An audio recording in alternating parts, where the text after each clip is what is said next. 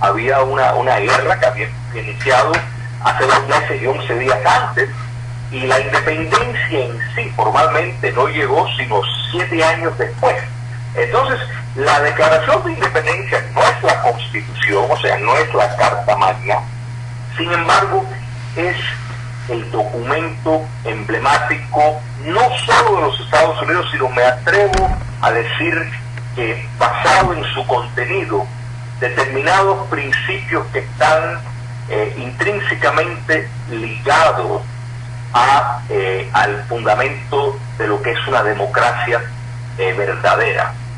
El documento, de nuevo, firmado por todos los miembros del Congreso Continental, que es una especie de gobierno en armas de los Estados Unidos, pues en efecto plasmaron en ese documento de 1.331 palabras el por qué estaban tomando los pasos para alcanzar la independencia, por qué la necesidad. Y los que consideramos que los Estados Unidos es el ensayo democrático funcional más exitoso en el planeta, que lo es, pues hay que entender qué es lo que sustenta, cuáles son los pilares morales y éticos que sustentan la Declaración de Independencia. Y encontramos 2 de ellos que son aplicables a cualquier sistema democrático que quiere permanecer siendo una democracia. Y a la vez que se desprenden de estos 2 pilares, cualquier nación corre riesgo de poder seguir siendo democrática y, por supuesto, libre. El primero es los derechos naturales. O sea, la Declaración de Independencia pues se basó en que habían derechos inalienables, derechos que son preeminentes, que existen antes de la creación de un gobierno, la idea de tener un gobierno. O sea, son derechos que te los da Dios, no te los da un gobierno. Hay una larga trayectoria que abraza el principio de derechos naturales, por eso se llaman, son naturales, porque de nuevo, no son convencionales, no son producto de un invento político. Los antiguos griegos hablaron de ellos. Platón elaboró muchísimo el principio de los derechos naturales. El cristianismo completo, la enseñanza de Jesús, se basa en el principio del derecho natural. San Agustín, Santo Tomás de Aquino, todos enarbolaron ese principio de que cada ser humano nace con unos derechos que vienen de la ley natural, o sea, que viene de una ley no escrita, de manera de que pues ningún gobierno puede quitarte lo que no te dio. Y son parámetros sumamente importantes para una sociedad que quiere permanecer siendo libre. Podemos remontar a la dinastía Zhao en el año 1050 antes de Cristo, que en efecto ejerció ese principio. Cuando San Agustín nos planteó la teoría de la guerra justa, la verdad, guerra justa que nuestro querido maestro José Martí pues hablaba de la guerra justa y necesaria. Bueno, estaba haciendo eco de este principio de San Agustín. En efecto, está validando el derecho natural. Estos son principios inherentes en una verdadera democracia. Entonces, la Declaración de Independencia recoge de que primero hay derechos naturales que vienen de Dios y que ningún gobierno, monarca, déspota, tirano te lo puede quitar. Chile, en un sistema de falta de derechos se antepone un sistema de plenos derechos, el sistema democrático. Háblanos de ese sistema. Cuando existe una democracia, pues naturalmente lo que son manifestaciones pacíficas, lo que son precisamente el poder ir y votar entre diferentes candidatos de partidos competitivos y plurales, pues esos son métodos de, en efecto, ejercer un principio que viene del derecho de rebelión, pero no es necesario llegar a la acción violenta ni mucho menos porque existen las instituciones y el proceso por el cual el ciudadano puede libre y soberanamente entrar en las urnas y determinar entre diferentes candidatos, porque se puede expresar libremente su desacuerdo con el modo de que el gobierno en turno, y fíjate como que señalo gobierno en turno, porque la idea de una democracia obliga a que se tenga un proceso dinámico de diferentes gobiernos, diferentes visiones en cuanto a la expresión de la pluralidad que tiene una sociedad libre, porque hay que entender, una sociedad que es singular, su expresión pues no puede ser libre, porque todos los individuos somos diferentes y es natural que se tengan diferentes visiones de cómo se debe de caminar en un proceso democrático. Entonces, cuando miramos en una democracia el principio del consentimiento de los gobernados, en otras palabras, que una sociedad, o sea, los gobernados, pues le extienden la legitimidad a un gobierno, se le dan su consentimiento para que lo gobierne. La democracia lo primero que establece es que tiene que haber límites a eso que están gobernando. Entonces, esos límites, lo primero que lo determina son los derechos naturales. Quiere decir que un gobierno jamás, bajo ninguna condición, puede violar la ley natural, no puede violar esos derechos naturales, que incluyen, y si lo ponemos en un contexto moderno y más palpable para muchos, estamos hablando de derechos humanos de primera generación, ¿la verdad? Quiere decir que ningún gobierno te puede quitar el derecho de expresión, no te lo puede quitar porque no te lo dio. Todo ser humano tiene ese derecho. Entonces, lo primero que hay que entender de una democracia es que la democracia te habla de límites, pero límites principalmente al gobierno. El gobierno, cuya responsabilidad primordial es asegurar que sus ciudadanos puedan seguir siendo libres, pues entonces tiene que salvaguardar el derecho natural de sus ciudadanos. No puede bajo ningún concepto violar ese entendimiento, que esto es un hecho que ocurre en modelos como el que hay en Cuba hoy, por ejemplo. Entonces, el entendimiento de que el consentimiento popular, de lo que se trata un contrato social, o sea, un contrato social, los gobernados entran en ese contrato social donde le dicen al gobierno, a un grupo de personas, mira, le vamos a entregar determinada soberanía con el entendimiento, no se lo estamos regalando, es una especie de, se lo están prestando, siempre y cuando cumpla. Entonces, si un gobierno viola esos preceptos, viola los derechos naturales, que es lo más importante, es la responsabilidad primera de un gobierno, que el primer derecho natural es la libertad.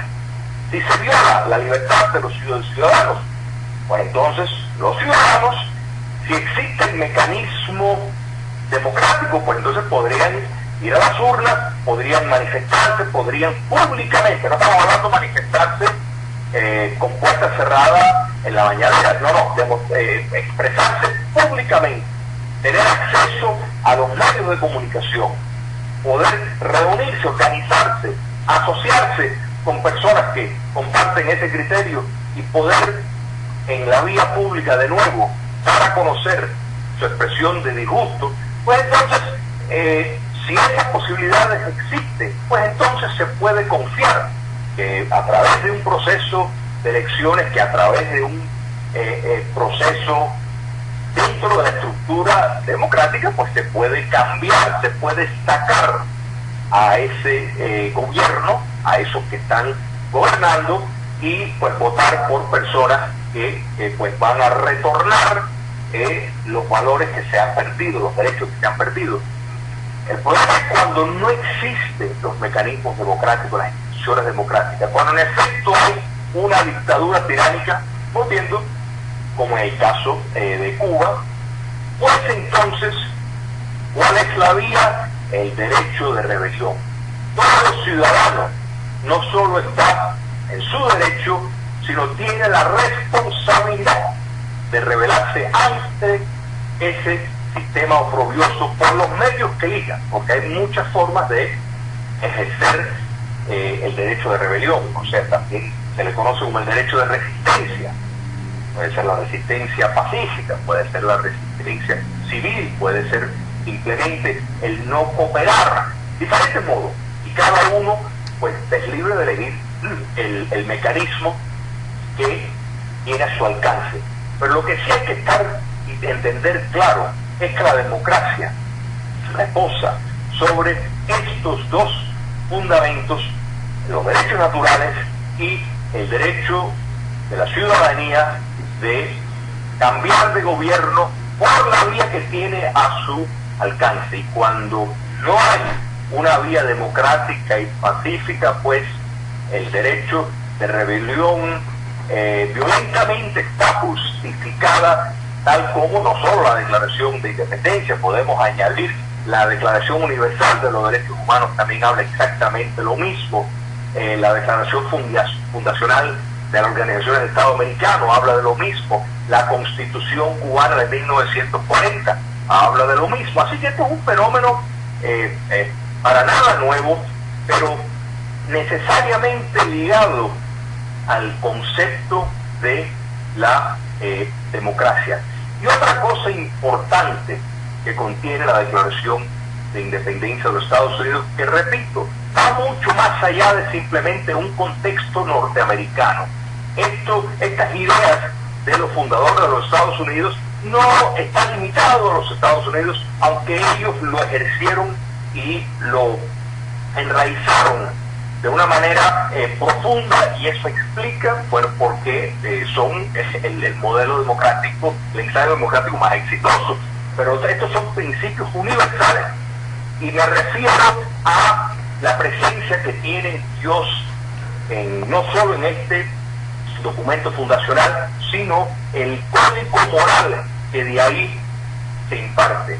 Y hay que entender bien claro, y esto hizo clara referencia a muchos de nuestros propios próceres, como el padre Félix Varela, José Martí, Carlos Manuel de Céspedes, etcétera, etcétera. Y eso es que una sociedad libre y abierta necesita los parámetros morales que vienen de la ética judeo-cristiana. Una sociedad alejada de Dios no tiene los parámetros morales y cae en riesgo precisamente que un grupo de demagogos tomen el poder y en el nombre de determinados preceptos ideológicos vacíos pues quieran pregonar y pretender establecer el paraíso en la tierra, cuando muy distante de eso, lo que resulta ser antitético totalmente a esa realidad. De manera de que una democracia urge tener los parámetros, los valores morales, porque una ciudadanía, repito, para permanecer abierta y libre, necesita determinado código democrático, una ética democrática, y los preceptos morales que vienen de los principios de las enseñanzas judeo-cristianas pues establecen eso. Por eso el entendimiento de una nación bajo Dios, en efecto, establece una sociedad preparada y bien fundamentada para poder ejercer la democracia en bien de todos. Y cerraremos el programa dando lectura a un artículo que nos envían desde el Centro Cubano de España. Y dice así: los viajes a Cuba se han puesto de moda. No solo viajan los jóvenes que quieren conocer sobre sus raíces, o los que hace poco viven en Estados Unidos y viajan, que dicen que a ver su familia. Pero ahora está de moda que los que hace más de 50 años que abandonaron la isla en busca de libertad y ya no tienen familiares a quien visitar en la isla, viajen a Cuba. Y lo peor de todo es que regresan a Estados Unidos hablando maravillas y diciendo lo bien que la pasaron. Comentando este fenómeno con una amiga, me dijo que yo debería viajar a Cuba para que viera lo bien que me iba a sentir, ya que me iba a encontrar en mi país entre los míos y a disfrutar todo lo que Cuba tiene que ofrecer.